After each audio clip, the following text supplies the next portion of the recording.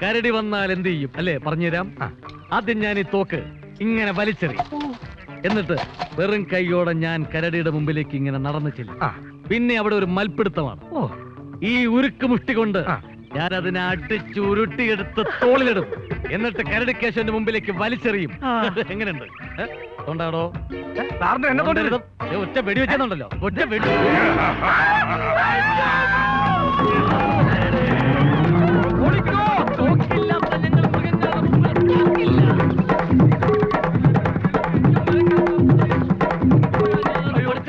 മരം കേട്ടറിയില്ല, എന്നൊന്ന് ഹെൽപ്പ് ചെയ്യ് പ്ലീസ്. ക്രിട്ടിക്കൽ സ്റ്റേജിൽ ആരെയും ഹെൽപ്പ് ചെയ്യാൻ പാടില്ല എന്ന് വാറുണ്ണിച്ചേട്ടൻ പറഞ്ഞിട്ടുണ്ട്. എന്നൊന്ന് ഹെൽപ്പ് ചെയ്യ് പ്ലീസ്. ആഗ്രഹമില്ലാഞ്ഞിട്ടല്ല, പക്ഷെ നിന്നെ ഇപ്പൊ ഹെൽപ്പ് ചെയ്യാൻ നിന്നാൽ കരടി എന്നെ ക്ലിപ്പ് ചെയ്യും. അയ്യോ കരടി.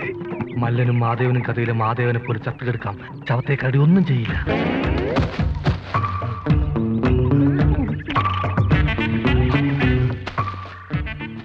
ഞാനൊരു ചത്താളാണ്.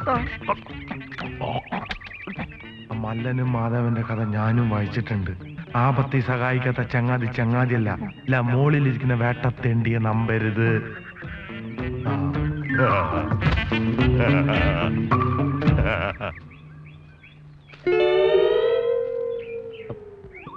കരടി എന്താ കൊല്ലാതെ പോയത്?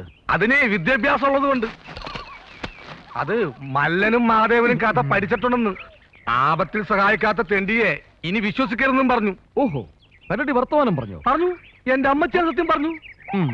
ഇപ്പൊ മനസ്സിലായി. എന്ത്? ചുമ്മാതല്ല തന്നെ പോലീസിലെടുത്തു.